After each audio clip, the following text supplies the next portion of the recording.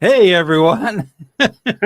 Welcome to the Fireside Chat. The kids are off in their tents and getting ready to go to bed, and we're winding down the day, and I'm around the campfire with four of my best friends in scouting, and you're invited. We're going to have a seat, and we're going to talk about advancement, and I want to make sure that everyone knows that we have our wonderful technician in the background. Mr. Mike, he's the one that makes it happen. He keeps us on track, and he runs those questions in the chat room. Then we Stan. That's that guy. Yeah. Thanks, Mikey. There he is, Mikey. And then we have Matt. Wait a minute, that way. Matt's over there. I like that. Matt is the roving scouter, and he's more concentrated on Cub Scouts, and that's good. That's a wonderful thing. Then we also have Scoutmaster Bucky.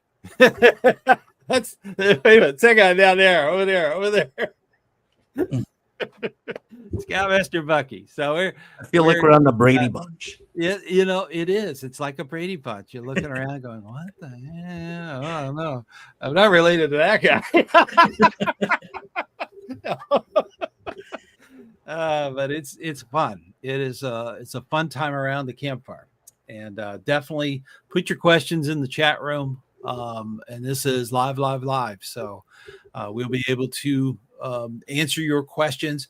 We're trying to focus a lot of the stuff around advancement. We were talking about it earlier. Scoutmaster Bucky has quite a few points that are very valid, and they need to be made concerning the new guide to advancement. I don't know if you know that there's a new guide to advancement. It's really meant to kind of help support the idea that if it's in the requirement, show to your counselor, that kind of thing, it is not to be changed. That's very strict about the wording as far as advancement. So you have to keep that in mind. So you might have questions about that. The only section that was completely rewritten was section 10, which was all about disabled scouts, and that was a long overdue rewrite. So, and then if you're in a troop that has disabled scouts or special needs, might want to go over that. They talk a lot about the learning plan and putting that together so that the scout doesn't fall behind, and so that they can do things and get things done. So definitely check out the guide to advancement. But let's start off with I have a question for Matt. I like this game. Yeah, Matt. I'm ready. Matt's way up there in the DC area, and he's a world traveler. He was down in Florida a little while ago, and and now he's back up there. And with your pack, do you go camping during the winter? That's one of the big questions I hear a lot. No, my pack does not go camping in the wintertime. Okay. We attempt to hold a outdoor cookout where we have everybody come together and we cook outside to try to get in the middle ground of the parents who don't want to be cold and uncomfortable outside, and also trying to instill some of those outdoor cooking skills and dealing with the cold. However, right. For the last 2 years, we've been hit with either a snowstorm or something that requires us to cancel our plans. And usually we end up having to take the turkeys that we purchased around Thanksgiving for that event and then serve them at the Blue and Gold. So we're 2-0 for the time that I've been with this pack for that. But yeah, that's something that I do want, especially my young Weeblos and AOLs, to learn, is how to camp in the snow and how to camp in the winter, because that's when you're most miserable. Like that's when you're really going to learn those things. And it's when they get wet. When you get wet, you're going to stay cold. There's no, you can't have a fire big enough to get warm once you're wet. So you got to stay dry. And as long as you're dry, you can sleep in an igloo. I've done it. The northern tier has igloos during the winter. They have sled dogs and stuff. It's kind of fun. Yeah. It's a neat thing. And especially learning those skills of like what to do if you get wet, because it's not very common knowledge I found out amongst people that you need to actually disrobe, appropriately, obviously. Exactly. Yeah. Inside a tent, inside a sleeping bag. Yeah. So those are things, because I last year I did a run and I nearly got hypothermia at the end because it rained the entire time. It was just peaking above 40, but as soon as I stopped running at the end of the race, everybody was standing around like freezing, and it had to kick in those skills of like, as soon as I got back to my car, I had to strip down, get into clean clothes, and it really howl off, get the moisture off. Yeah. Get rid of the water. Yeah. Yep. That you get. Now you three are all up north, and I'm in lovely Florida. Okay. Well, DC isn't that far north. Bucky and I are in Minnesota, so yeah, you guys are in Canada practically. So yeah. Oh, no. You're all north of me. So today we had the windows open in the house, and we were blowing it in with it. We serve and stuff. We serve hot dish up here, and we play duck, duck, gray duck. It was. I think the high today was 75 Fahrenheit. All right. Should we get to our first question? Sure. Let's go with our first question. Okay. First question. Question for parents with more than one Cub Scout. How do you successfully manage emotions during Pinewood Derby, or probably Rain Gutter Regatta, when one child is not doing as well as the other? That's that's a doozy. No, it is. Wow. One way to do it is to switch their cars. That's mean. Yeah. So Matt, I'm gonna kind of jump the question. I too not am just a Scoutmaster, but I'm back in the Cubmaster game again. So I'm working on my 12th year as a Cubmaster, not consecutively, but and we started from scratch last year with a pack, and we've doubled up to 12 kids. Ironically, I've got 2 families of 3 in the pack, and I'm a little worried about that because it's been a few years since I've had to deal with that. But I don't think it's exclusive to multi-kid families. I mean, I have single family kids or single kid families in the unit that I'm fearful if they don't win the tantrum or such. And I'm sure I'm preaching to the choir of the person asking the question. It depends on what kind of mood they're in that day, and for me, I always have a problem with boxing a question because every scout, every family dynamic is different. Yeah. And I think that's a common mistake a lot of leaders make, is that Scouting America puts out a lot of great information on how to put on a Pinewood Derby and great little games and stuff. And I think intentionally they don't tell you, well, when you have a troubled scout, because you could write a book this thick on every potential scenario. Yeah. I'm kind of coupling this with the camping. I don't go camping with my Cub Scouts. It's too much logistics to manage when you need the kindergarten and first grade families to go along, no questions asked. Right. And I don't like seeing a kid lose out because a parent doesn't want to go spend time in the cold. And so it's just a little easier for happiness to not do it. And with my troop, it really varies based on the families that are involved. But back to the Pinewood Derby, I'll say this. The challenge that we have is we are moving away from a society that was giving participation trophies. And I think we kind of all learned that doesn't really work all that well. It just kind of prolongs some issues. Yes. But I think if what you can do is create scenarios where with good leadership, that you can create it where every kid walks away feeling like they were, and relatively legitimately. It's a funny phrase. Yeah. We have not done our Pinewood Derby yet, and I told my small group of 14 scouts, we will have a first, a second, and a third place pack winner, and only 3 of you will get trophies for that. I'm warning you now, and I did this in front of the parents. Right.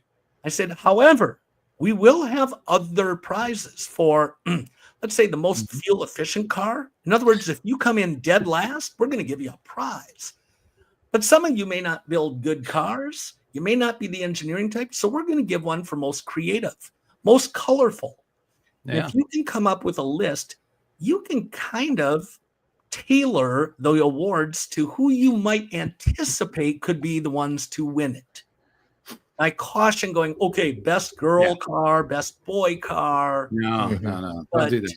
you know, and if you're a big enough pack, I think you can create legitimate winners, not the participation trophies, but legitimate winners at den levels, and then keep it to the pack level where you're not having to give everybody a prize, but they've won the pack, you know? And then I always like incorporating where the kids get to vote on a car. And that's really the wild card going. You never know what the kids are going to popular choice. Yes. Yeah. Yes.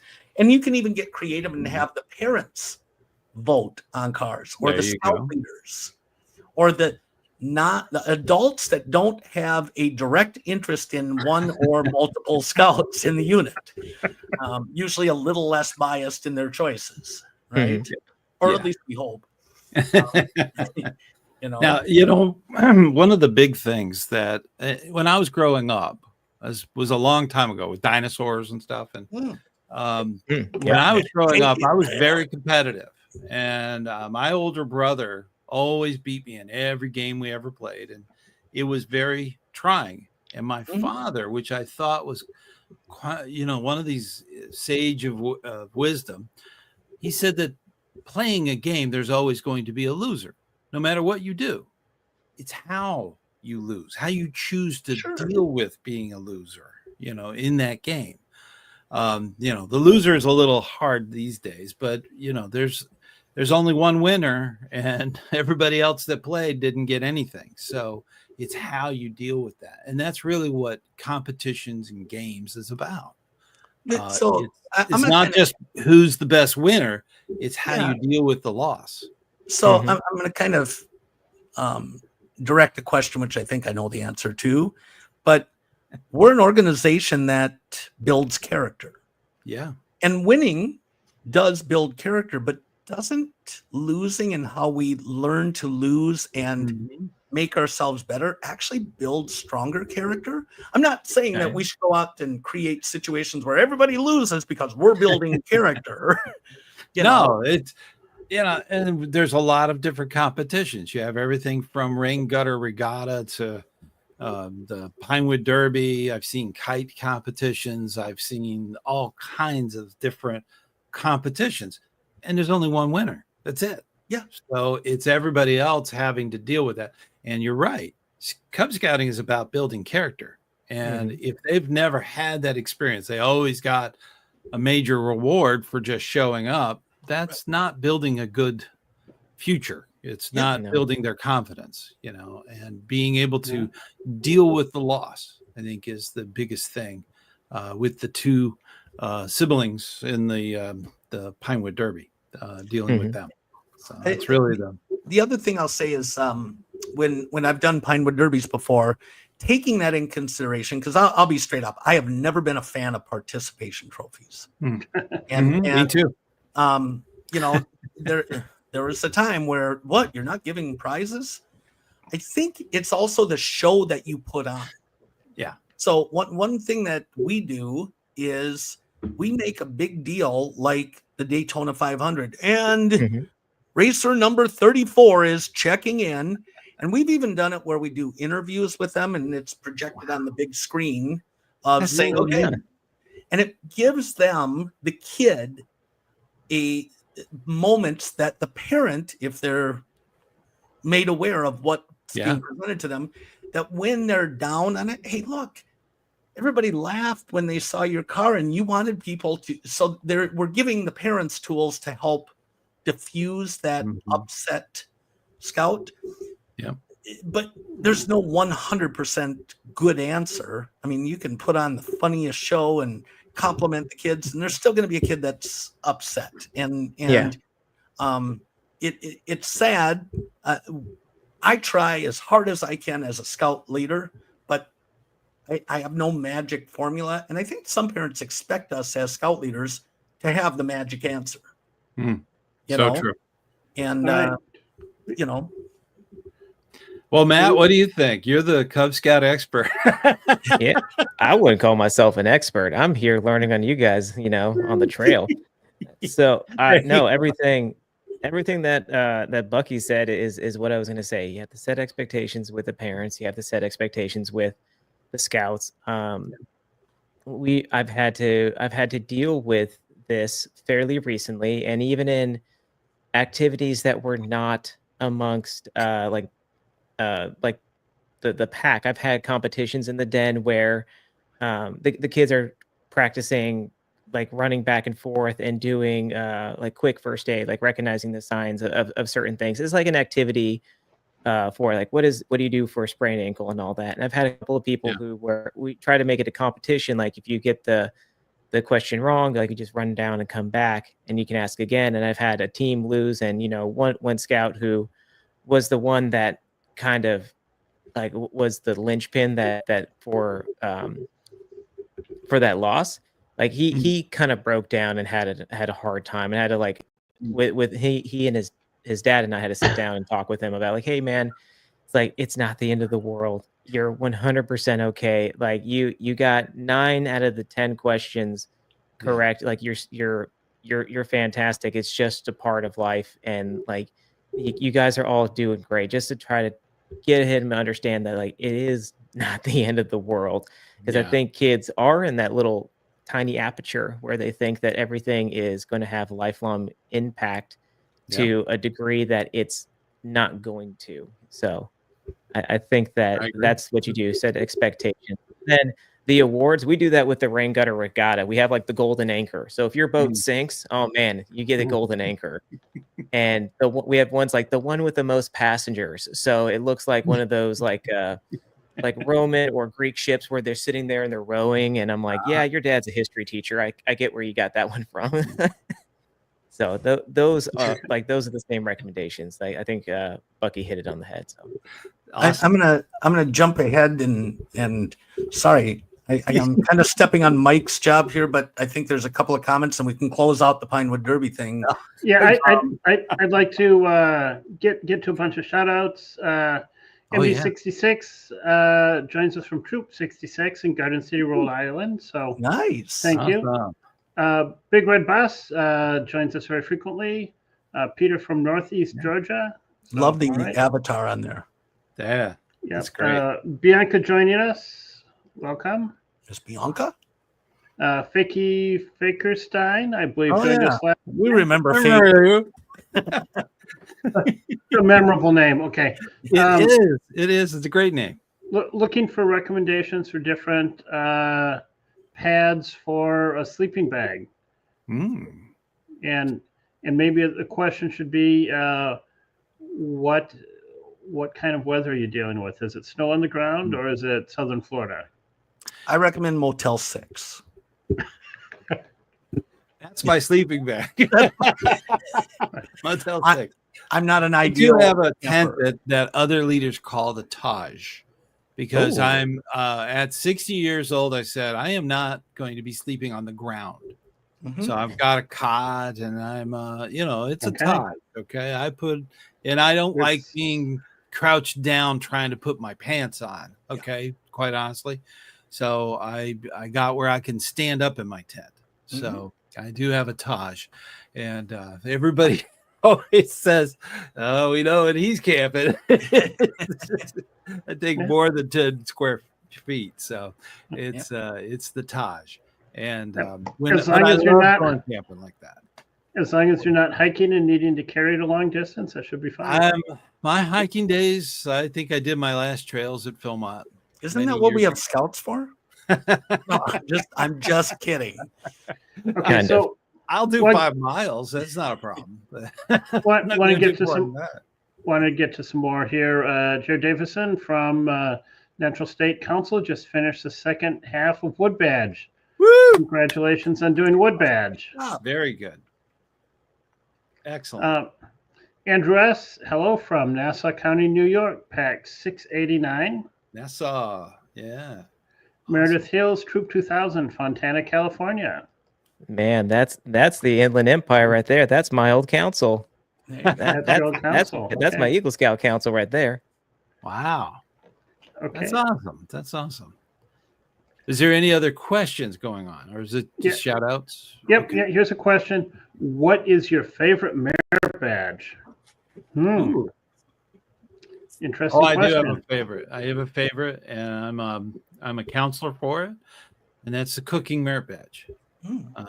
I've always that was the trade that I was in for many years, and I really enjoy it. And I chose to be the counselor when they did the switch to being a required merit badge, and it's made a lot harder. And I'm not a pyramid person, and the old merit badge was very big on the food pyramid. And I believe that the food pyramid was not a good way to teach, and especially food nutrition. And that was a reason that I didn't do it prior to that. And when they switched it back over to my plate, which is a new thing, and I think that's the way to do it. So it's a much better, it's a more nutritious, it's more conscious of different diets and different cultures. I think that's important. But cooking merit badge, I think, is absolutely needs to be required, and it's not an easy merit badge. It used to be. It used to be an easy merit badge, but now the 3 times you cook, the first time is at home, and it's a pretty simple thing. Then the second time is on a camping trip with your troop, and then the third one you camp on the trail. It's trail cooking, and it can also be canoe cooking too. So canoe trips, that's in the requirements. So, but that's one of my favorites. How about you, Matt? You're an Eagle Scout, so I know you've earned some. He's got at least 21. I've got them somewhere back there. I was gonna be a little wise and say auctioneering, but you know, That's a new one. We talked about that. It's in the test market. Right. Yeah. I would say I enjoyed the camping merit badge the most when I was the scout. I would say that's my favorite. I haven't really thought about merit badges, obviously, with Cub Scouts in 20 years. So So I would have to go with camping. I like doing the camping. I like planning and going out and getting out to the different sites and such. So I'll go with that one. I'd have to say that it's a hard question for me to answer, being that's been because it's a lot what I work with. Yeah. And so I look at it. Is it what I teach? Is it what I enjoy the subject of? Is it what I think is most important? So I'll answer it quickly in this way. I am a collector. My family's collect stuff. And so I really enjoy collections because you get to see another part of those scouts and a passion usually of what they enjoy. A lot of Pokemon card collectors, but it's very cool when you find Roman marbles or rubber duckies or, something just quite unique or different. I enjoy teaching that one. Right now, my favorite one to teach is textiles, because I've developed a Jeopardy game to cover some of the requirements. And the last group I had was fabulous. And then I start thinking, I think the favorite merit badge of mine is when I am teaching, when I get a group of scouts that are truly prepared to work on the merit badge. And it makes it so much easier and flows so much better than when you get people that are attending going, okay, teach me, and it's like, you have to have a basis. And I think that's one thing that we miss on the merit badge program is that there are some counselors. We talked a little bit pre-production show. There are some counselors that will say you have to do all the prep work and be like a semi-expert. And that's not what the merit badge program was established to be. It was to give scouts a sampling. And, you know, when we talk about the guide to advancement is starting to address that for group merit badges. There needs to be clear expectations or prerequisites. That applies to camp merit badges as well. And I think, you know, setting expectations, our youth today want that. And I don't think they get it as much. When I've seen expectations laid out and accountability accompanying that, the scouts respond fantastically. They sure do. The parents, maybe not so much, but the scouts actually respond pretty decently. And but I love, I've got a counselor that helps on my team. He does emergency prep. And it's great to watch him with his life-size duct tape rescue guy that the kids have to try and bring back to and they're grabbing the arm and the arm dislodges and such. And, well, grab him by the shoes and the shoes come off. And it's a real-life practical experience for them. And that's so cool watching the kids do that. But I also like seeing them sitting in a classroom like they do in school and actually be taught and mentored. So when you have quality, that's the best. All right. I'd like to jump in. You know, I think, my opinion, one of the most important merit badges is actually a pretty rare one. It's the energy merit badge. And the reason I feel that is because there's relatively few people that understand where energy comes from or just have much of the concept of it at all. And when you don't understand something, you can be misled with theories and pixie dust and stuff that just doesn't really react with, doesn't match well with reality. So I guess that's the one that I enjoy teaching the most. And it's very enlightening too, because they think that because it's electric, you can just plug it in. Well, where does that power come from? Was the question most important or favorite? Because I would say communication is the most important. If you can't communicate, it's important to be able to properly communicate and understand the different ways that we communicate. Well, the scouting program has merit badges that are required for Eagle advancement. So the silver bordered ones, any of those are critical merit badges. So, and energy should be there too. So. All right. I'll get to a shout out and some more questions. Good evening, Pack 166, Randolph, New Jersey. Did I already do that one? I might Jersey, checking in. Here's a question: how to become an honor guard? Oh, honor guard. Honor guard is a very unique patch. It's the fleur-de-lis and banner with the rope on it. That's all white. And the honor guards typically in our area we have two. There are troops that are actually that's what they do. They do honor guard for the city. They do honor guard for Universal and Disney and all the things here in Orlando.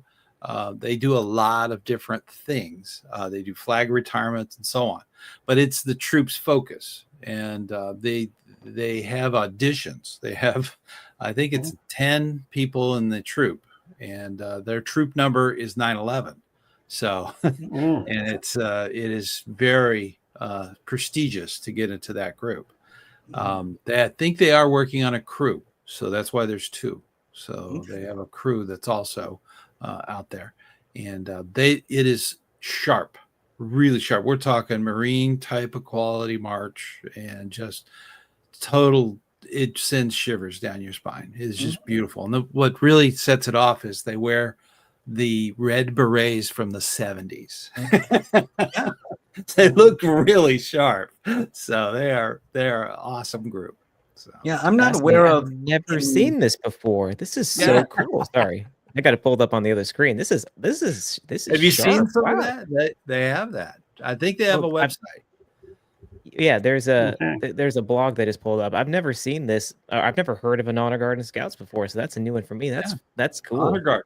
Yep. Honor Guard is something that if it's available in your council, in your district, definitely look into it if that's what you want to do. Now, a lot of times, a lot of the people that are in that Honor Guard, they audition for it. They're usually in the ROTC and they're pretty physically fit and they have certain requirements. But once you get into it, you can actually have you're going to stick with your same troop, but you're going to be doing activities and have a uniform that's really sharp and really, it is really amazing to watch. I'm sitting here just thinking that our little plug to get people to get us to National Jamboree for the stage show and stuff. Maybe we could have a special National Jamboree honor guard join us. That would be neat and introduce Yeah. it. That would be cool. But start it off that way. Yeah. ScouterStan for me, I mean, I've heard of it, but Yeah. I don't know of anyone in Minnesota, the Dakotas, Wisconsin, Iowa, or our area that has it. Mhm. If it is, it's very undercover. It's very small. It's usually small within the district and So- small within the council too. How would I start one if I was interested? I mean, I don't know if the person asking was a scout age youth or an adult. Regardless, if we wanted to start one, what would your recommendation be? To start any unit, you have to have a chartered organization, and typically a VFW will do it. They'll be more than happy to facilitate that. So you're saying start a really- unit, but what if my You would council- actually start a unit that's set up for honor guard for Okay. your area. Okay. You'll be included in every parade. You'll be used quite a bit. So you're saying most councils would probably welcome that? Yeah. I don't Another think unit national coming in council- and having that would be awesome. And you Okay. could definitely get retired military to help out as far as helping with facilitating a place to meet and do drills. And they don't do anything with a gun or a fake weapon or anything like that. So it's just the flag ceremonies and it's really sharp, super sharp. And they wear spats and everything. They do the council recognition dinner every year. So it's really good to watch them come in, and the lead comes in and he's got like it's not a whistle, but it's kind of a pipe of some kind. Okay. He just brings them in, and it is really neat to see. And, Well, there used to be a Scout Drum and Bugle Corps. yeah, Is Yeah, that there still is. similar or? it still is. Oh, really? Okay. Yeah, there is. There are. I think our last one before COVID kind of packed up during COVID, but that Okay. was, and it hasn't come back as far as I know. But I had a very large troop that wanted to start a crew, and they wanted to have it set up as two different divisions. There was going to be the drum and bugle, but then they were also going to have rock and roll. They're going to have guitar people and do concerts and all that kind of stuff. Yeah. And it was really starting to really get off the ground, and then COVID came along and they couldn't meet anymore, and doing that through Zoom didn't work, and it just kind of faded away, and all the scouts aged out basically. So during that time, Sure. it was going to be a really big thing. It was going to be a crew that could do a concert, literally. If you had a gathering, you could do the big band music or rock and roll kind of music, covers, basically. Mhm. That was something they were working on doing. Yeah. All right. Is cool. If you look into a lot of these things, they got a lot of neat things. Yeah. Yeah. So All right. Well, we're more than 20 minutes behind in questions. Here's probably a quick one. Jay Lease is the den leader for his grandson and wonders, when did Scouts start wearing a neckerchief? neckerchiefs go all the way back to Mafeking. Well, let's put it that way. Before Scouts was Scouts.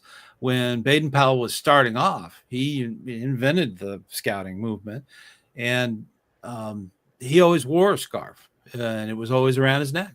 And because in the Boer War, the Second Boer War, it was pretty dusty. This is southern Africa, South Africa, and Mountain Mafeking. So dust storms were pretty common. So having that bandana around their neck so they could switch it around, put over their mouths to keep from choking to death, that was kind of necessary. And you used it for a lot of other things.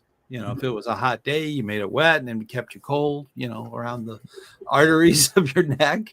It was very useful. If you hurt your arm, you could unfold it and put it around your arm. And so there's a lot of neat uses for it. So it goes way back to that period. And so, yeah. So I saw a little added on to the question, and they were saying under the neckerchief. Or under the collar, which I kind of laughed because today, the reason I'm showing up like this, I just got back from a court of honor, Eagle Court of Honor, and I'm tired of my collar flipping up when I'm wearing my necker. And so I learned a trick years ago, and I think I can also help answer the question. Scout shirts used to not come with a collar. Yep. And so they were worn. I would guess that when they started wearing the neckerchief under the collar is when the uniform became a collared shirt. Right.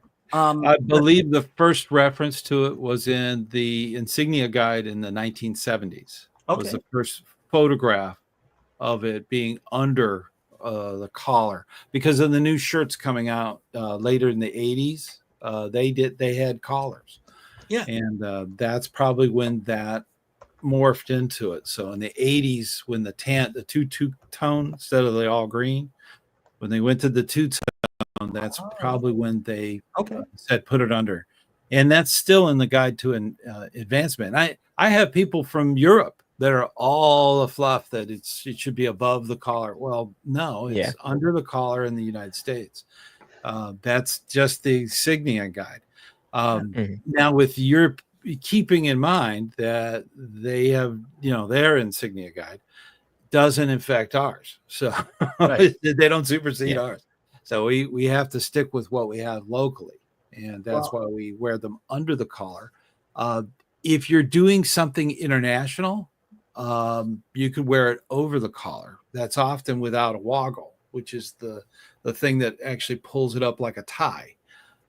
So you can actually leave that with a friendship knot at the very bottom, and it's like it's almost like a Hawaiian lei at that point. Yeah, right. So it just goes over the shoulders. Well, here's a little hack for the current uniforms. If you prefer to see the neckerchief, okay, what I do is I simply turn my collar in, and this is what the non-collared shirts used to do. And so I just pull that out. I don't have my collared shirt back, but again, when you're trying to get it over the collar in the back and under the flaps here, and sometimes you're walking in like this, and many a time I'll be behind somebody, I'll just sort of straighten there. I have most people that go, watch, we're gonna let Bucky get up in front of everybody and have his collar up in his ear. Doing you a disservice, sir. Yeah. All right. Next question. Yeah. Okay, so here's a really important question. My son has ASD, Asperger's syndrome, degree of autism, and we'll have our first troop meeting tomorrow evening. I've been involved as a shadow for Scouts. Should I reach out to the troop to request an advancement plan? So I'm going to have a couple comments on this. I just sent out a link to a video that I think is extremely well done. It's on a channel that only has a few videos, but it have something on disability awareness for the merit badge, and also I think it's very informative for adults in Scouting. I can't speak highly enough. So if you can click on that video. I don't know. I know that advancement plans were recently changed. I haven't read what it is, but I would say probably the most important thing is discuss with the other leaders and the parents what's going on with your kid. Right. Something that I think is most important for adults and any leaders around to understand is a kid with special needs or a neurodiverse scout is not trying to annoy you. They're going through things that you probably have no idea what struggles they're having, what they're just to keep it together. They are not trying to annoy you. They've got too much going on. And I would say that just have a discussion of what's going on, what does and doesn't work well for your scout. Maybe an individual advancement plan might be helpful, maybe not. But just some understanding goes a long way. So anyone else have comments? Oh yeah. The Stand advancement guide. The advancement guide has a whole new section. Section 10 has been completely rewritten for special needs. So definitely look into that.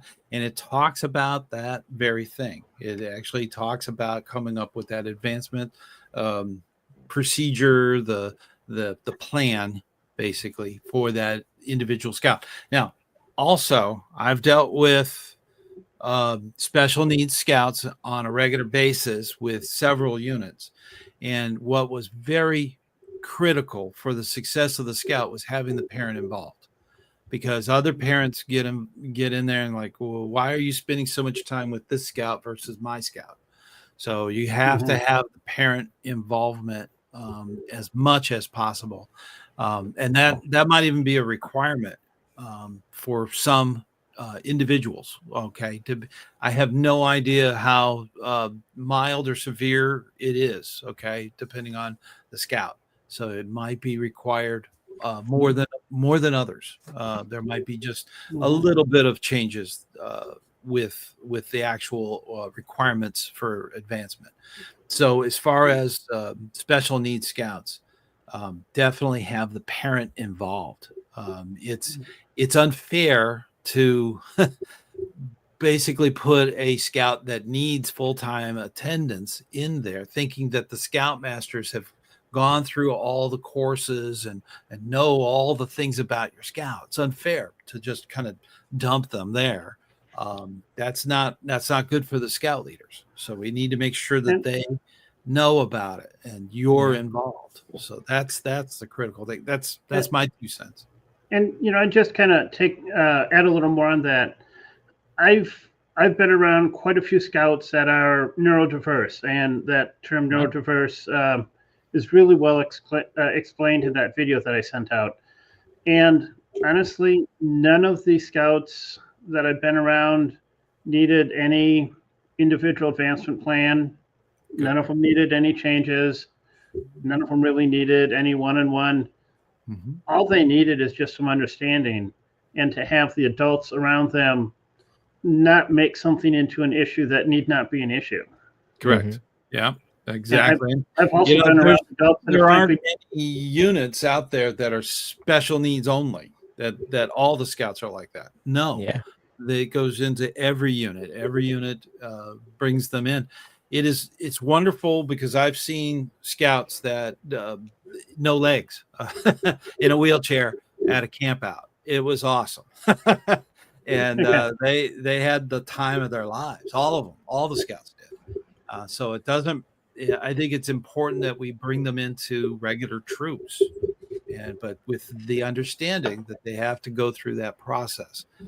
The parents need to understand that the scout leaders are proficient, but they have 30 other scouts they got to take care of. So that's you can't just drop them off and expect the scout leaders to take it over. The parents need to be involved. I'm going to pick it up from there and then pass it over to Matt to close this out. I agree. As a scout leader, please don't hide the fact that your scout or your youth has any sort of challenges. I'd rather have you over exaggerate and know about it. But I also, in the same breath, I'm going to say, don't think that I am the magic doctor who's going to take all your problems away. If you came to my group, I've worked extensively. I think all 4 of us have extensively worked with scouts with special needs. You can't help it if you've been in scouting long enough. but you will be an advocate for your kid, not focused entirely. My job as a scout leader is to say, look, we've got 30 kids here, like Stan said, and I want to distribute my time and effort fairly amongst all of them. The challenge for most scout leaders is that you've got kids that need a little extra more and stuff, but why should the kid that doesn't need that extra help sacrifice some of their time that they would otherwise get? And I am here as a scout leader to supplement your family values, from reverence to how you want your kid to be treated. And we can help emulate that safe environment with your help as a parent. And anyone that turns a parent away, I think is doing a disservice to both the scout, to the unit, because I have had my very fair share of special needs scouts, from physical to neurodiverse. And when we can keep the families involved, whether they are diagnosed or not, everybody learns, and we have a really strong family environment. And I think that's the secret to successful scout units, big or small, is when you can create that safe family environment. And that means that you stay involved. We no longer can call ourselves Babysitters of America. We are Scouting America. So no more BSA. That's right. And I'll pass it to Matt. No problem. Yeah, this is something that comes up fairly frequently in Cub Scouts, because parents are kind of on the cusp of not knowing if their kid is either on the spectrum or is in special needs, or if they're just being a normal kid, because there could be speech delays, there could be all sorts of other things that an occupational therapist or other things can assist with. Full disclosure for me is that this hits home because my son is on the spectrum, my middle son, and this is his first year within the scouting program, and I'm still very much trying to work and help out the other den leaders who are, because I'm running a Weeblo den, and at the same time he's over in his wolf den, and the parents coming up to me, who's a friend of mine, and saying, hey, here's what I saw today, and asking me the questions and making sure that I am involved, because just like Bucky said, having the parent involved is going to make this process a lot easier. And even me, as having a son with autism, does not make me an expert by any means, because it's called a spectrum for a reason, because what autism looks like for one scout will not look the same for another scout. And I've seen that firsthand with my own scouts, who I had a young lady come up to me and she says, hello. And I said, hello. And she goes, I have autism. And I'm like, oh, that's fantastic. That was her first 5 seconds of introducing herself to me. And I was like, what is your name? She didn't even start out with that. So that is the thing, is that like get with your if you're in Cub Scouts, obviously get with your committee chair, get with your Cub master, get with your den leader, explain the limitations, because the guide to advancement is a lot more forgiving with Cub Scouts, because everything is about exposure and getting them to understand what it is that we're trying to get them to learn, and then have they done their best. There's a lot more freedom in that. So don't think that if your kid comes into Cub Scouts that they have to be regimented and meet every single requirement to the letter. There are off ramps within the advancement guide to allow for accommodations and in some rare cases modifications. So I'll close out with that. One thing that I think is real important to add is, remember that check out multiple units, because not all scout leaders, especially in the Cub Scouts, have had experience to be able to handle the neurodiversity or the challenges. And you have to remember, we are a volunteer organization, and that's not I hate to see somebody use it as an excuse to not work with something that might scare them, because it's a great challenge to broaden ourselves. And if we're true mentors in scouting, we should take that challenge happily that it's been presented to us, to learn and grow from that ourselves.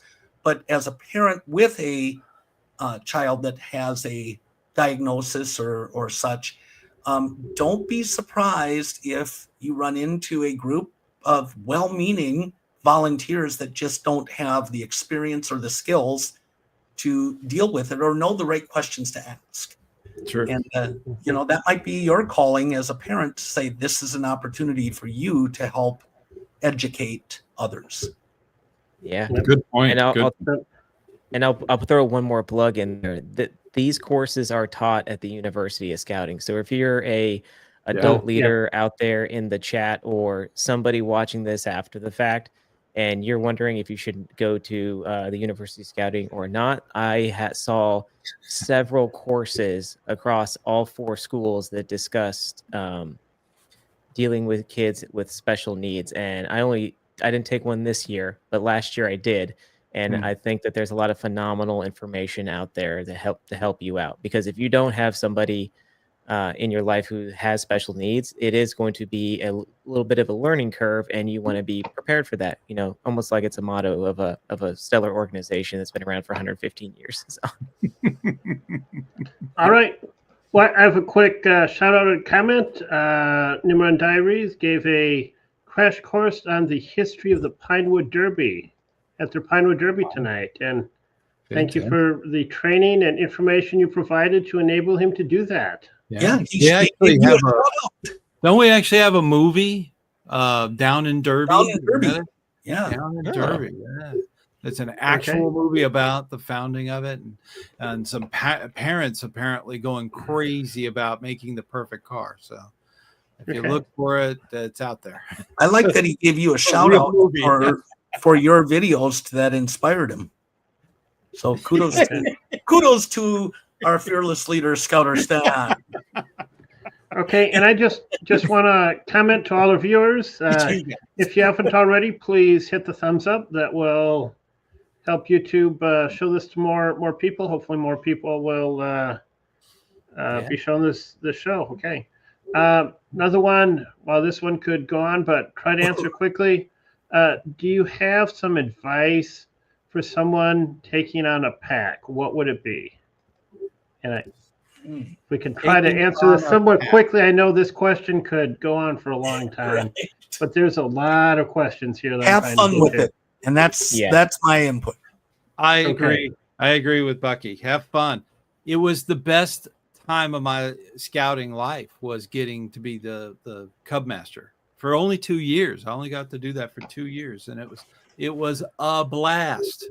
So whether it's 10 scouts or 100 scouts. Remember I started off with like 14, and by the time in 2 years I was able to build that pack, because we did a lot of fun stuff. 2 years, I think we got up to about 80 scouts. So, and this is before girls were in that. So don't forget to wear the chicken suit for one of your pack meetings. Yeah, I came out as Cub Master Shrek, because we were doing it was a big green head, and it was Halloween, so we were doing Fiona was my assistant Cub Master. Nice. And she came out in the Fiona princess thing, and it was a lot of fun. Where it went south is when I put the head on, I couldn't see or hear. And my job was to come out, because it was Halloween. I was supposed to throw candy to the kids. Well, all I could hear was, "It's a piñata" through this head. So every single cub bum rushes me against the wall, and it's just pounding away on me because they can't reach the piñata, my head. So I started throwing the candy, thinking the kids would go after it. Well, no, the parents, it was going over the kids and into the parents, and the parents are like, getting pelted with the kids. Can you see Stan yelling, "Donkey, get them off of me!" Help! It was chaos, but I loved it. I absolutely loved it. Do you have anything on that, Matt? No, they just have fun with it. I've had fun the last couple of years, and just know that the standard is that they do their best. You don't have to be a drill sergeant with the Cub Scouts, and a lot of the times that makes them feel a lot better, because they're worried about failing. But it's like, it's okay to fail, like we talked about with Pinewood Derby 50 minutes ago. Hey, the kids love it when the scout leaders can't remember the words of the song. They think that's funny. That's a blast. So definitely do it. Okay, shout out from a member, Timothy Levin, joins us from Bethlehem, Pennsylvania. Awesome. And, I would say I'm a member. I would encourage other people to be a member. It helps support some of the costs of running this show, including the cost of the software that we're using right now to do the live show. So, hey, Mike, how do I become a member? Aren't I supposed to be I can't remember if I'm the straight guy or the comic relief. You click on something. I'm not on the. It's a matter of hitting the join button. That's yes. That's all you have to do. Hit the join button. I'll come in there and tell you a little bit about the process and how to do that. It's not expensive and it really helps us out. And I appreciate it. And you get extras. You get bonuses. You definitely get the bonus video, which is a little higher resolution. And there's a little bonus in the middle where I tell you about my crazy adventures. So, is there any autographed merch from you, ScouterStan? I'll let you in on a top secret thing I've been working on. Ooh. I'm working on a patrol patch of the logo of the actual of the channel. So it's the statue, the Perfect Scout white statue, with the American flag in the background. And I'm trying to get that as a patrol patch that is certified by the Scout. So if that happens, then we're going to have those available, and those will be nice. They'll be in the gift shop, of course. Nice. And you'll autograph one? Sure. Why not? All right. You got a lot of stuff on the back. You might not be able to see it. Oh, okay.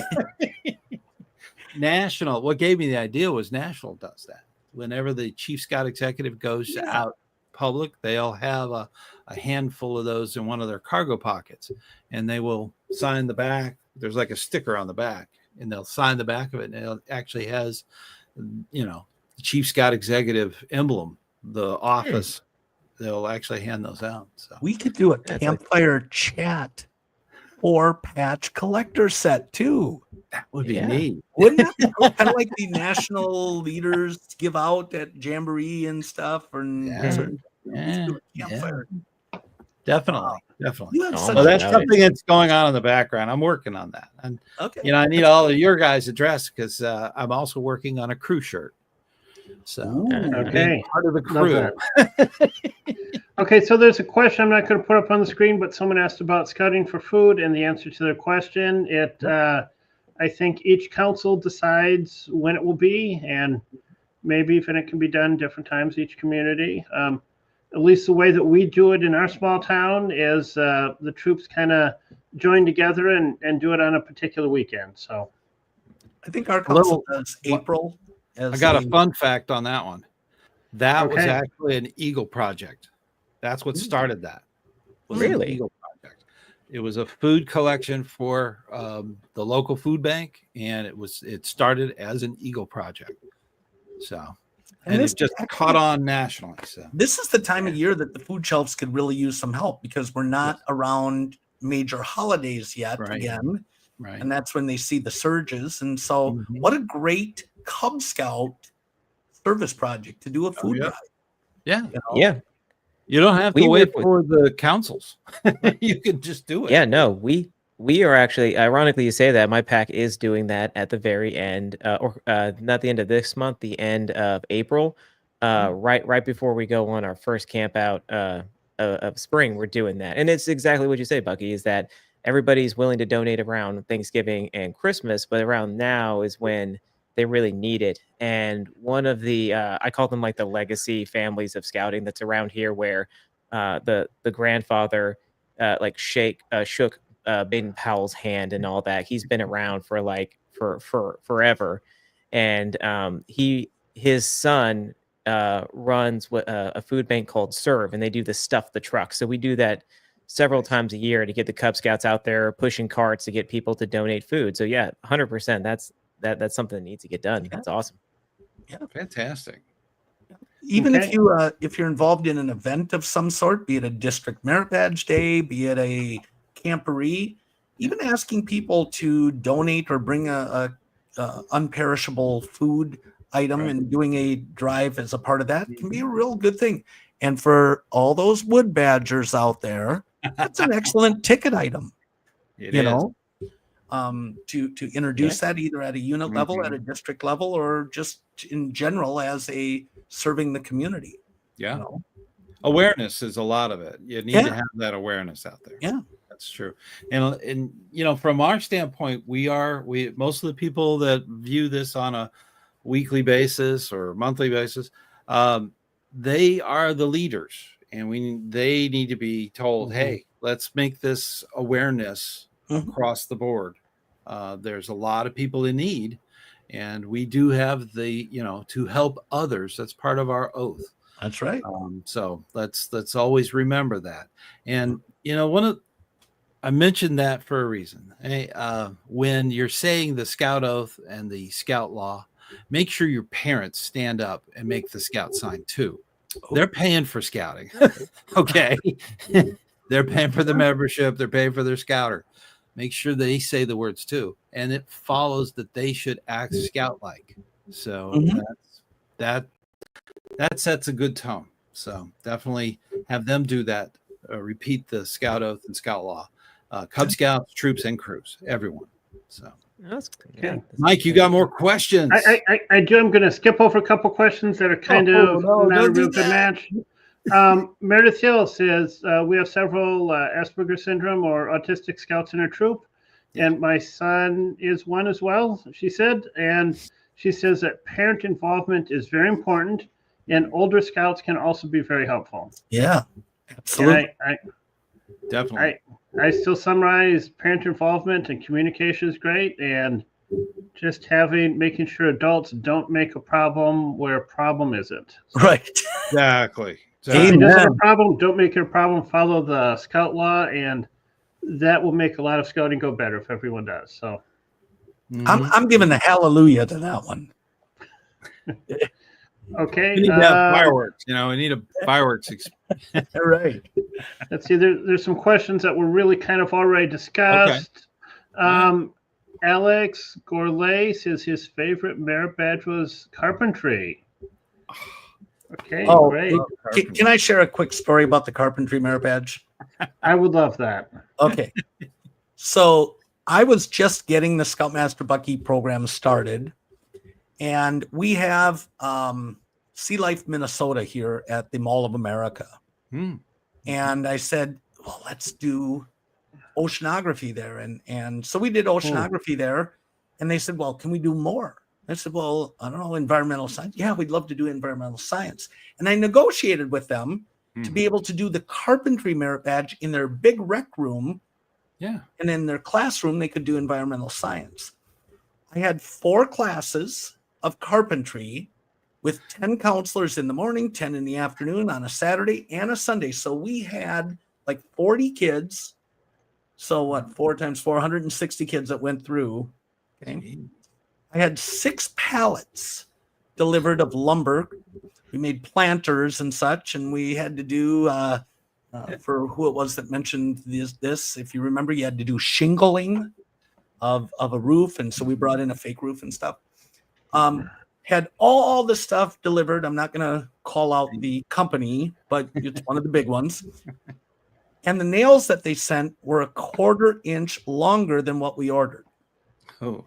And as the kids started putting these together, the nails came through about that far into the tile floor. We didn't notice that because a lot of pieces got put together. But at the end of the Sunday morning session, I'm like, why does this floor look like it's all peppered with holes? And I got down and literally, and mind you, I'm barely a year into this whole volunteer, let's put on a merit badge day, thinking I'm going to get personally financially broke replacing this huge auditorium that 160 scouts, because the place that I ordered from sent the wrong size nails and I didn't realize they were peppering it up.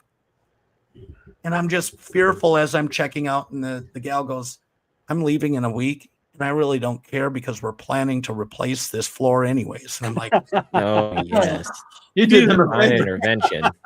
yes, divine intervention, absolutely. Exactly. There's a big amen and a hallelujah. So yeah, All those are- right. Next question.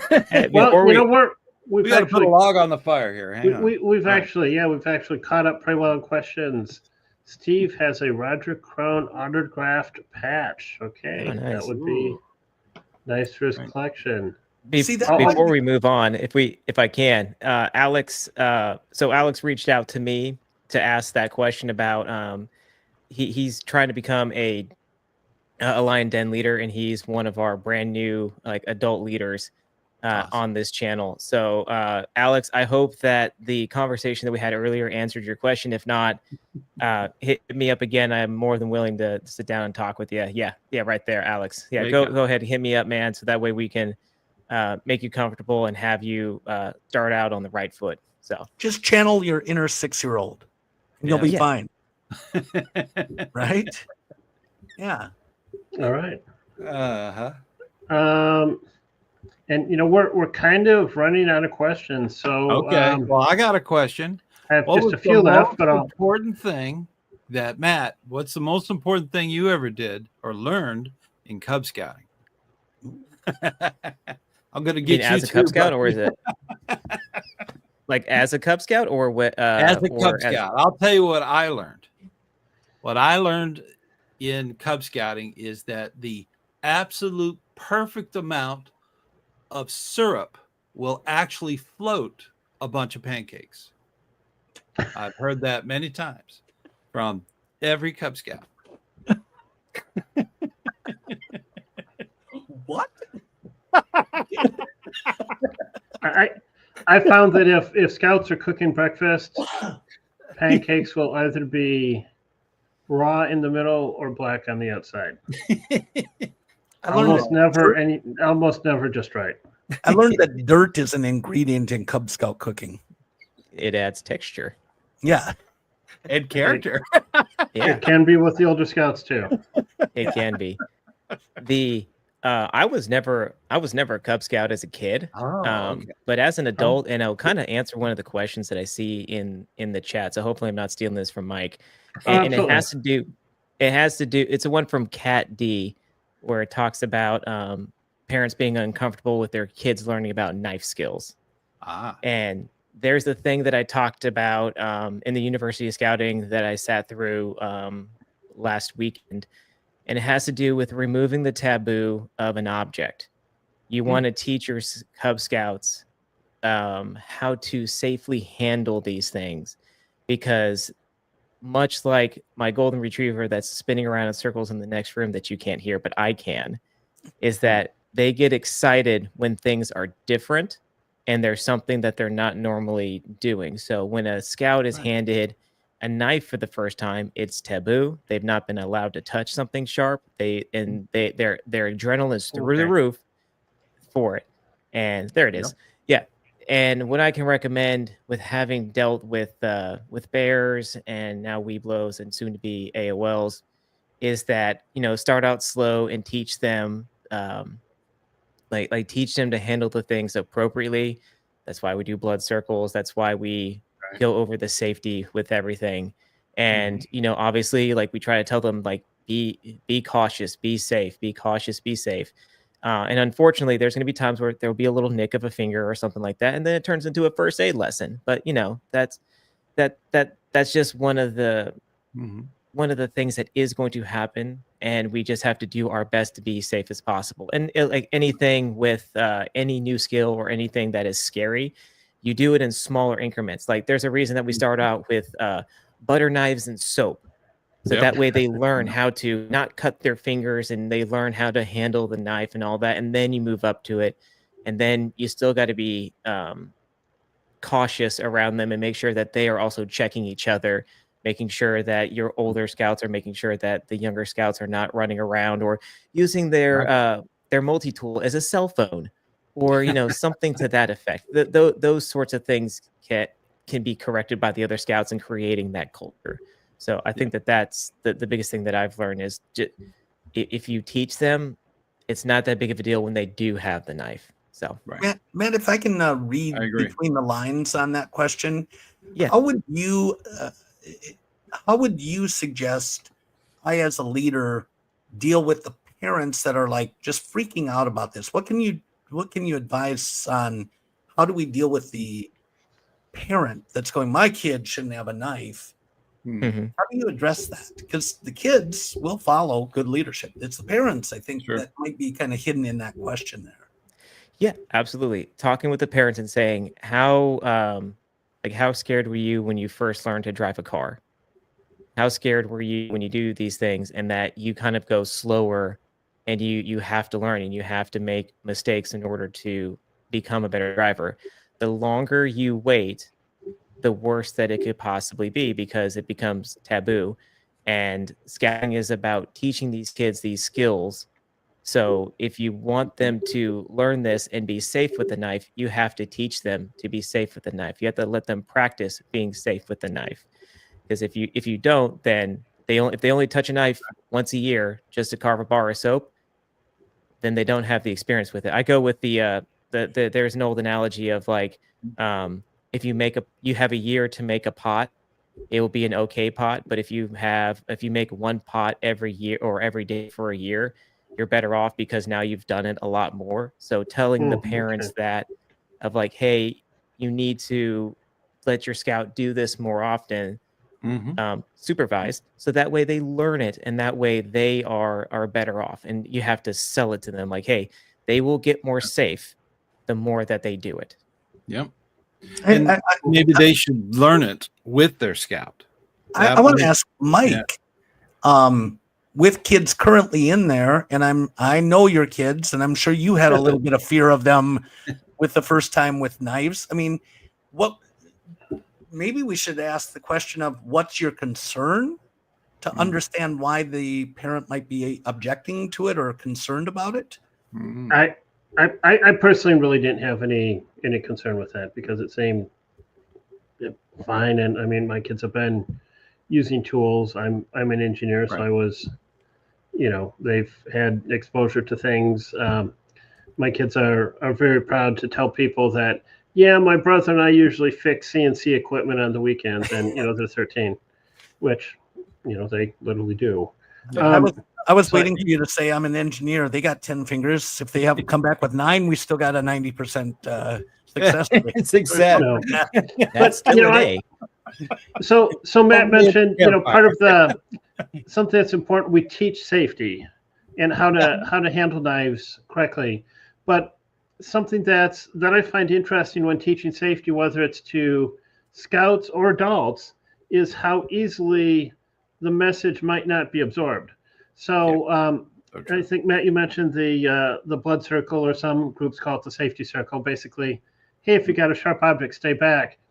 And we had a safety moment at a round table several months ago, and I asked a question that I didn't really think was that good a question, but it really stimulated discussion. I said, hey, so I'll agree if scouts are at camp and whittling or doing whatever, we need to have a good distance away. What if we're cooking? If they're cutting vegetables, is it necessary or even feasible to keep, at arm's length away? And we went from everyone in the room agreed that, oh, yes, we always have a blood circle or safety circle. Oh, yes, of course we always do.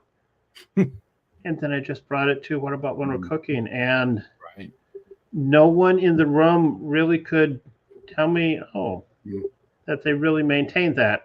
So, and honestly, I don't know how practical it is if we have a group cooking and cutting vegetables, if you can really have everyone at arm's length.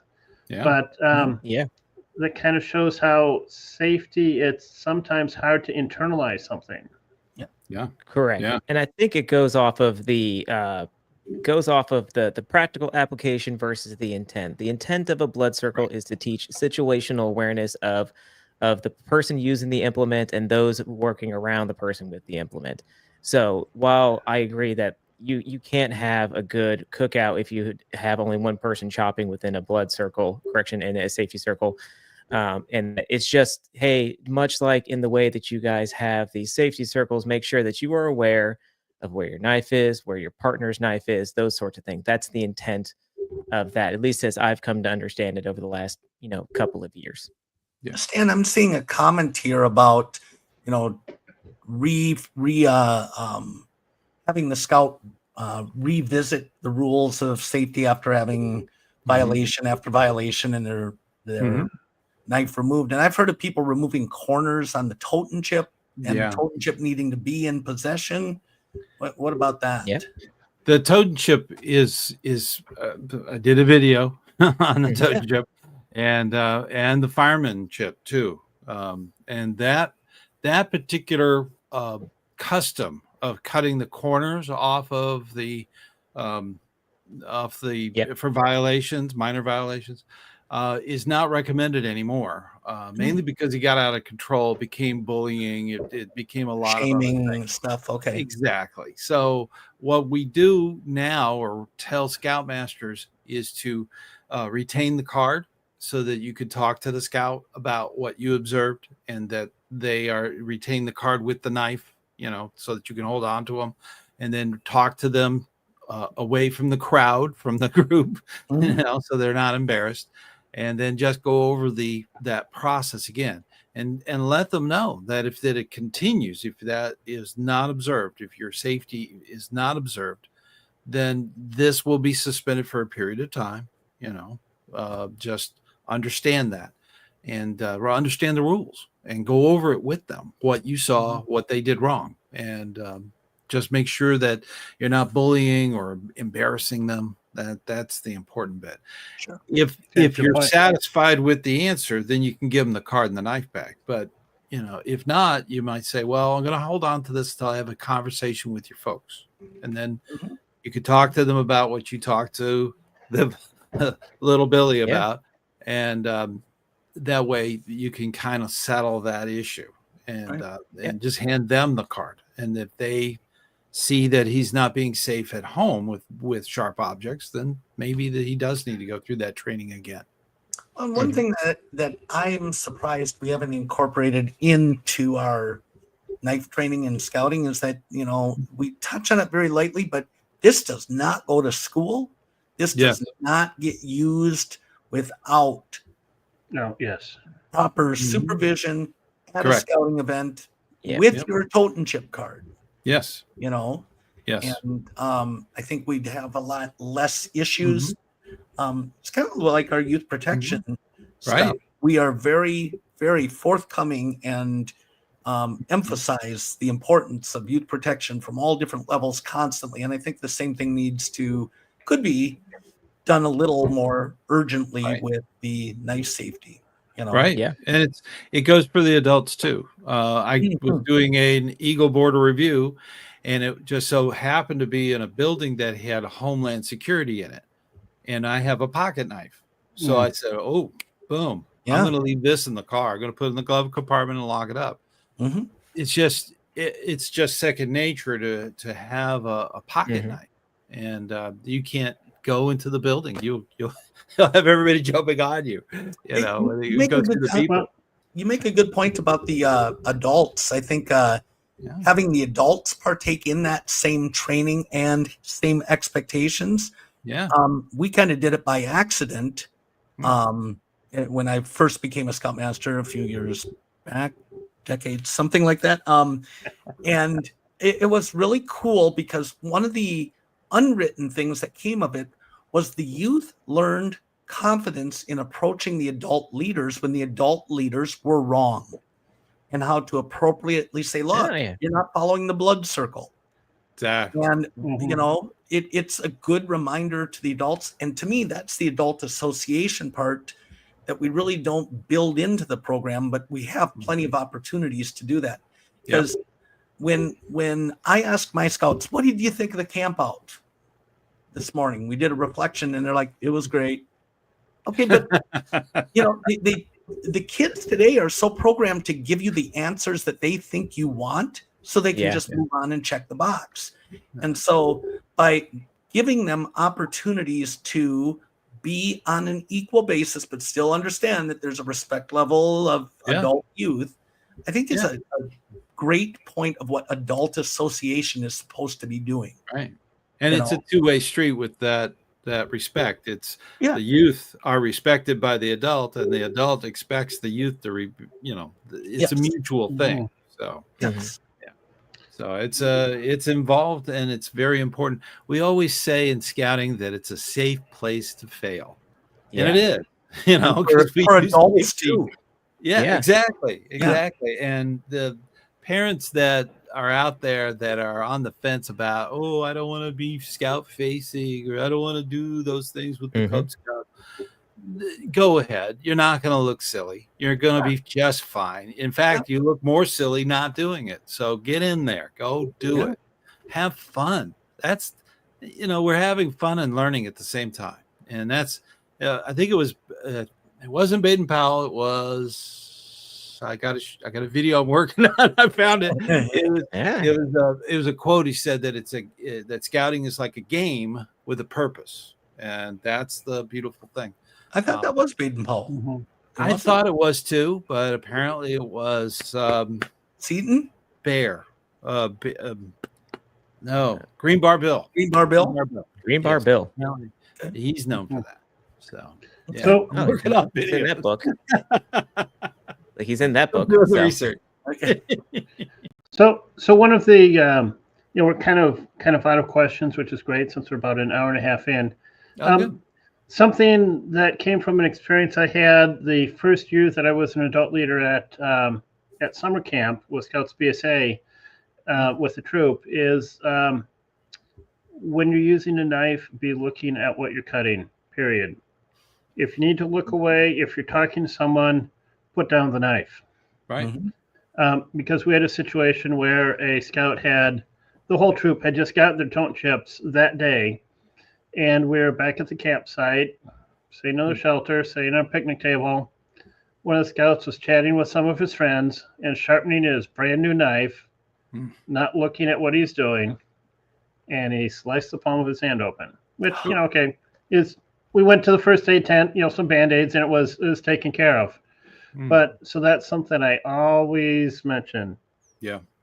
Put down the knife if you're not looking at what you're doing. We do that in professional kitchens. If you're in a discussion, you put down the blade because you don't want to be chopping away on something that just. Maybe he extended his lifeline. Yeah, I don't know. But from that experience, even when I do safety training at my workplace, I mentioned, hey, if you're using a knife, you're cutting a box, whatever. If you're not looking at what you're doing, put it down. Exactly. So. And also, parents, don't be afraid to correct kids that are not yours, that are not even within your pack or unit. I went to summer camp last year, and we were meeting under one of the huts to check in and hand over medical documents. And one of my assistant AOL den leaders sees a scout who's blatantly messing around with a knife. Another scout within, within the safety circle, and he walks up to the scout and he says, hey, you need to put that away. That's unacceptable. Like, he's within your circle, please put it away. And I'll need to talk to your leader, which the leader was standing maybe 5 feet away within earshot and came over, and it almost started a confrontation between my AOL guy and this father.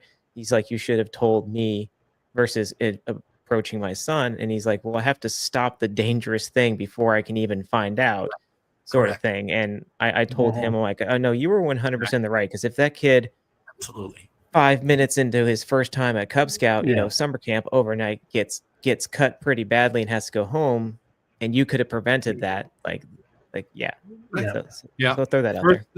First thing, there are no sons or daughters.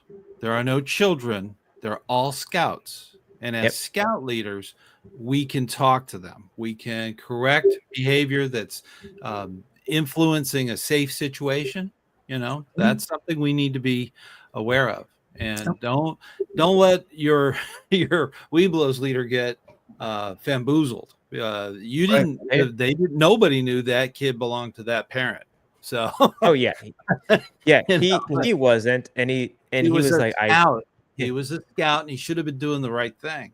And Mhm. it was appropriate for any scout leader to say something about it. Mm-hmm. That's how that works. There are no kids. There's only scouts. Excellent points. Well, we're at about an hour and a half. I don't know. Do we have? I don't really have more questions. Yeah, we kind of went should away we- from the subject, though. Yeah, we Should did. we? A little Should bit. we Did you, kind of- Bucky, do you have a I guess list? there's another question here. Greetings from GSLAC. I am an assistant senior patrol leader. To my knowledge, some of the adults are fighting. What should I do? Okay, I'm. That's Wow. how to. I was actually not sure if I put that one up, but okay. Yeah. If the kids are aware of it, there's an issue. Mhm. You know, that's something that's happening in point. front of them. They're hearing about it. You'd be surprised how many people think that behind one wall they don't get heard by the kids. So you know, that's if they're hearing it, the youth is hearing that issue, then there's a problem. And as far as the youth, don't worry. The scouts, the scout leaders, are going to go by the scout oath and scout law and work things out. Okay. I think that's a real deep question. That's a deep question. Yeah. You don't know what they might be fighting about. Right. Yeah. But the scout needs to be reassured that the adults will work out their issue. Right. And it might be something that they're just laughing about loudly, and it just sounds like an argument. So it might be a misperception too. And Okay. I would say to the ASPL, I would approach your most trusted adult along with your parent, just so that because then you've got the 2D adult leadership. Yep, absolutely. And voice your concern, because the focus of scouting is to mentor and develop our youth in leadership. Okay. And the point of what they're arguing about, whether it's joking or whether it's serious, whether it's scout related or not, isn't really the issue. The issue is that they're arguing and being perceived as arguing. Right. And so going in without making accusations, making more of an inquiry. We overheard this. It's coming across this way. What can we do to better understand the situation? You're not there to fix it, okay, because you don't know what the problem is. And adults are not usually readily prepared for a youth to come and approach them on something like that. So take the high road. Don't make assumptions, but ask the questions and hold accountability. I mean, I think that's what we need, both directions. Adults holding youth accountable, and this is your patrol. This is your troop, and it's supposed to be scout-led. I add adult mentored. Right. Okay? Or and coach. If your adults are fighting or appearing to fighting, it's well within your rights, and especially as SPL or ASPL, to approach that and inquire to make things better. And you may find that there's a problem, and you just bringing it up might solve it.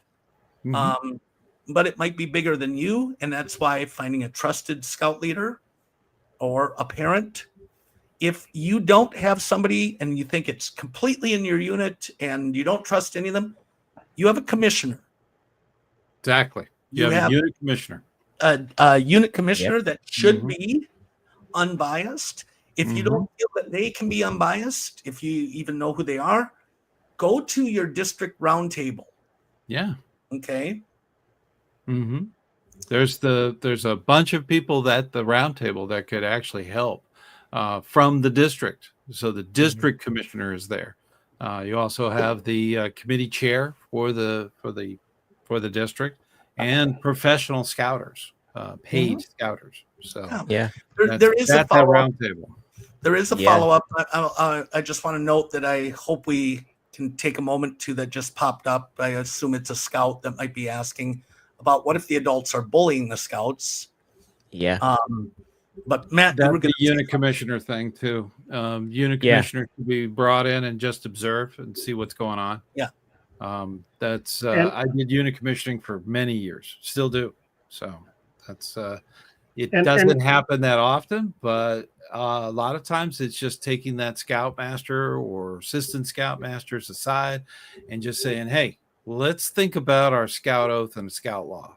What you did is in violation of that. Please. But again, I think a softer approach is always the best. Yeah. Saying, it feels like you're bullying, at least from this perspective. Rather than accusing somebody of bullying, they'll immediately go on the defense. And, a softer approach sometimes is more difficult to defend from an adult standpoint. True. Than coming in and saying, you're bullying me. Well, no, I'm making you more of a man by holding you accountable. Exactly. And, Gen Xers like myself can be culprits of that. I mean, I grew up where my dad was like, rub some dirt in it and quit your crying, and it's hard to, they say the apple doesn't fall far from the tree. Right. And I do catch myself thinking that, and I have to sometimes be reminded, maybe you were a little tough on them. Yeah. And sometimes it just needs to be made aware. But I will say, and I tell my scouts this, don't use this as a weapon against me, because it's good to bring it to my attention the first time, and I'm going to make efforts to make that change. Does it mean I'm going to be perfect? No, but I'm going to be a lot more aware. You throw it up again, and I know I'm trying to and staying within the realms that I'm not bullying, then I kind of look at it as, are you trying to use this as an excuse? Right. And unfortunately, youth are doing that in some cases. Yeah. And so you've got to be fair about it.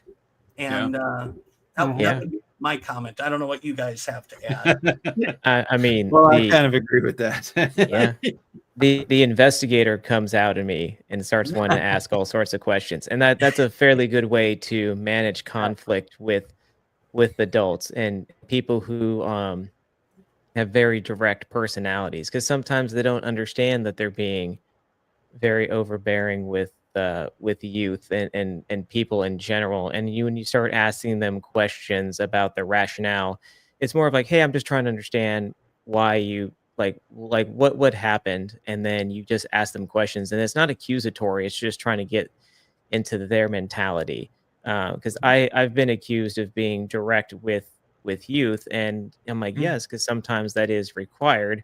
I'm very direct with this scout here because he tried to throw a horseshoe at another scout, and I couldn't just watch that happen and talk to him afterwards. I had to tell him stop, because it was a safety concern. And then afterwards with the adult, with other leaders, it's like, this was not an acceptable thing. Don't say. And then coming back to me and saying like, well, why are we arguing? I'm like, we're not arguing. Like I'm talking to you to let you know the severity of how you could have really injured that other scout. And we need to have this understanding that that's not going to happen again, or we will, your mom will be here after a long 3-hour drive to pick you up and take you home. And then the other side of that for the adult leaders out there is to have that conversation with the parent to let them know, hey, this is what happened. This is the crux the summary of what happened and what was discussed.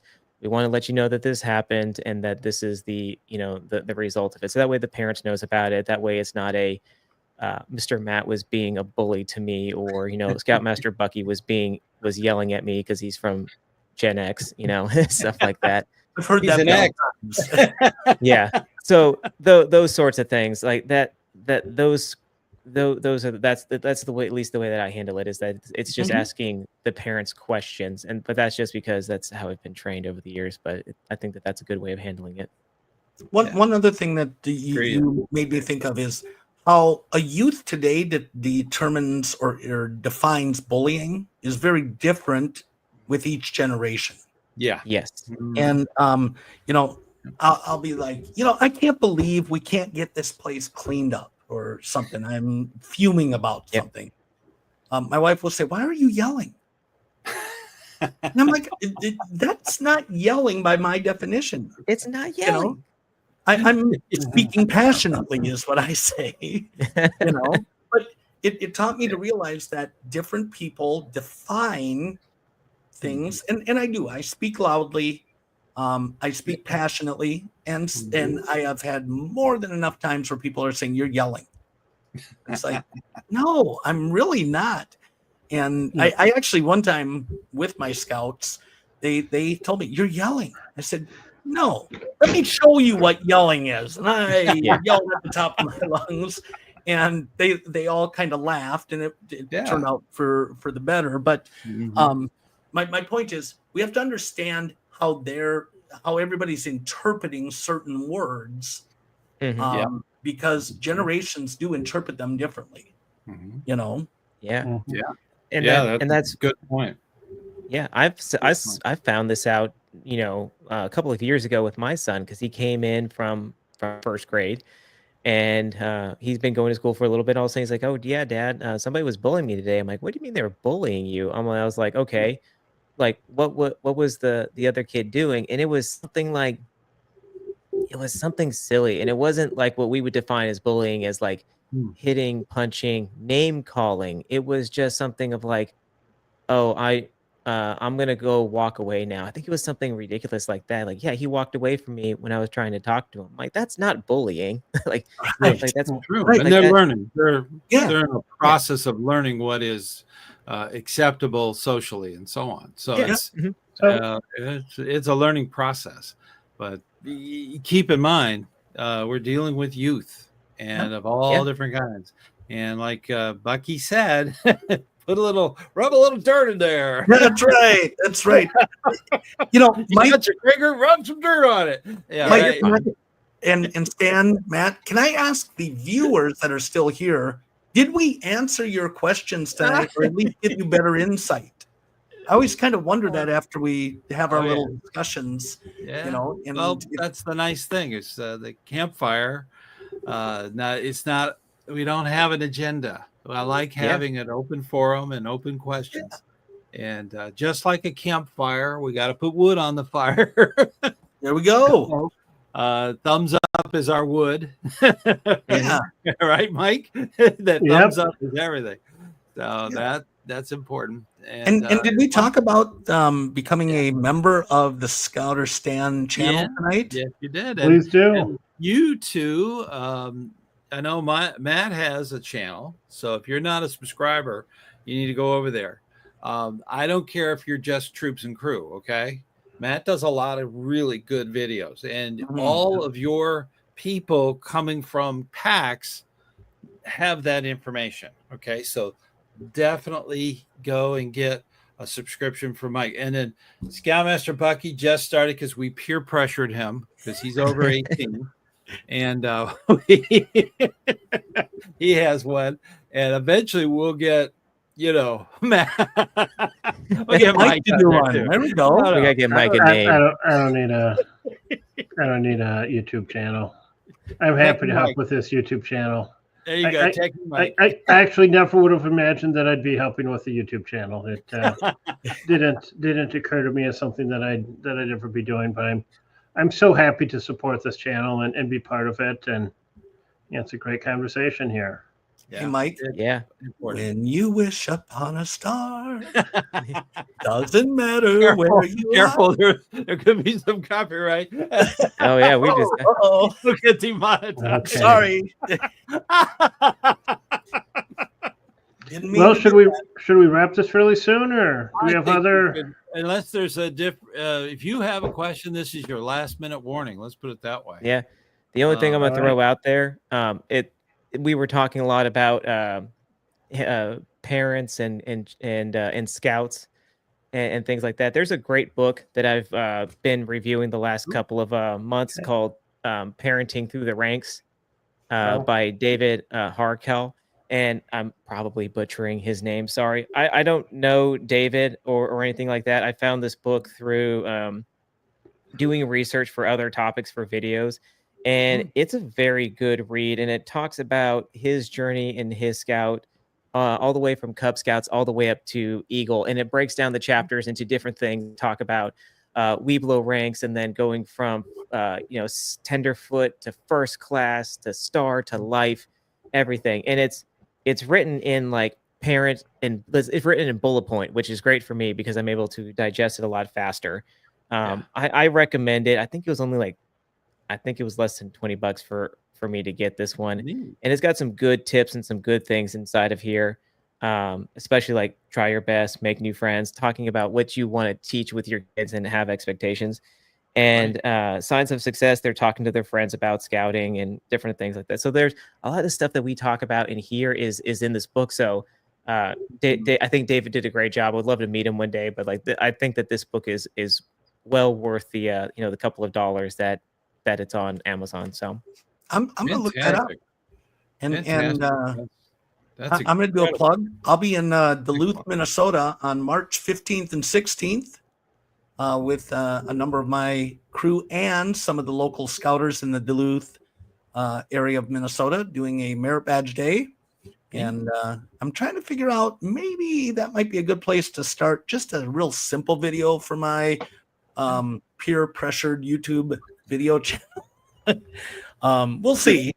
So yeah, we're going to do that. And hey, we got to make our shameless plug for people to start requesting the Campfire Chat live at National Jamboree. You know, we need to get that going. We need to really start. Yeah, we should start like a GoFundMe campaign or something. I don't know. And I would tell everyone, check out Bucky's website, scoutmasterbucky.com. Thank you. If you're anywhere near Minnesota, if you're within driving distance, mostly of the Twin Cities, Bucky has a kind of independently organized merit badge fair pretty much every month during the school year. I'm needing to update my calendar, but thanks for the awesome plug. I'll be doing that this week. And in fact, I've organized an architecture merit badge in my town. If you could maybe put that on your website. I think we only had a few scouts register for it so far. You know, Mike, the guy that maintains my website with me is actually in the chat tonight. So your call has been hearkened and heard. And I'm sure it's in the process already, knowing him. Yeah. So all right. Okay. So I should send those requests directly to Tyler then. So kind of a party note for me, for everyone watching this channel. I assume most of you are registered adults, maybe some are parents. There's now 139 merit badges in scouting. Every one of the adults listening to this is passionate and knowledgeable in the subject of at least 2 merit badges. Exactly. If not, I'd really be surprised. Yeah. Okay. Tyler just replied to my comment. But I would challenge every one of you, for something you're passionate about, whether it's Eagle required or not, talk to scouts in your unit. Say, hey guys, I can lead a merit badge on whatever. You can become if you're already a registered adult, you can become a merit badge counselor. It's just a sheet of paper to your district executive or your council staff, and maybe watch a couple quick videos on the merit badge process. But if you're a registered adult, you've already paid your fee, already have YPT training. Exactly. I really encourage everyone to just make merit badge opportunities for the scouts in your area, in your troop, and invite surrounding troops. So I've taken a challenge that I am challenged for myself, that in our small town, I want to have a merit badge opportunity every month this year that is open to multiple troops. So some of them will be advertised by the Council on Scouting event. Some are just going to be kind of troop. And on this channel. We'll advertise. There you go. I appreciate you. There you go. You helped advertise one of the previous ones that I I think organized. So what about you, Stan? What do we got to look forward to from you coming up? Well, I'm working on the schedule. I did 2 recordings today for the next 2 episodes. One is on keeping your charter happy. A lot of people don't know about the charter system until it's time for the charter to sign on the dotted line. This is where we need that music. Dun Yeah. dun dun. Dun, dun, dun, yeah. Mhm. And that's the other freaking- one, I don't want to get too far ahead of my skis is the latest phrase that people say, but they've got to be edited, and if they're not absolutely okay, I go to the next one. So I don't Okay. really talk about too much what's coming up. But the last one I put up was about the Scouts, Scouting America, Yeah. new logo for the uniform. And for my channel, it went kind of viral. So I had well over 1,000 views within the first 24 hours. So it was I a got lot mine of on. people want to know. Congratulations. There you go. See, Okay, perfect. Scouting America. Okay. Yeah. So, they want to know about it, and it is optional. So you don't have to run out to the store, and you can wear your uniform from the old days, and you can have vintage uniforms. In fact, we briefly talked about the honor. What is it? The honor Patrol. guard. Honor Patrol. The honor guard Oh. troop that's out there. They can do vintage. They can actually be a 1970s uniform, the green uniform with the, and they can go into the 50s with the pockets that button down. And I mean, it is stunning. Okay. And then they can mix it up. They can, the honor patrol or the honor guard can mix it up. So they can have somebody in 1910 uniform, and then they have another person in 1930s and another one from the 50s and 60s, 70s and 80s. So you could have that as your honor guard. It brings back a lot of memory for especially the older scouters. So that's a good thing. So, but as far as the channel, we keep plugging away, keep moving forward, and make sure that we get out there. Make sure that all of the members of the channel know that I am deeply appreciative. There's three of them right here. Well, we appreciate you. I'm making four. So, that's the thing. I am so appreciative for all that Scouting is doing for America's youth and making a better tomorrow. Without Scouting, I don't see it happening. I really don't. I don't see the schools stepping up. They don't have a scout oath and scout law. So we do. And we help scouts and young people make good moral decisions for tomorrow. And that's the important thing. And that's a good place to stop and kind of end our campfire for tonight. And I am so appreciative for everybody here, all my guests on the screen, Mike and Matt, and of course Bucky. We put up with him, so Most people do. We just pick on him now. But I think it's time for taps, and let everybody go on home and get some rest. Monday starts a new day. All right, everyone. All right, I'll let you play the thing, but we're gonna hit the button. I gotta find it first. There it is. All right. Good night, everyone.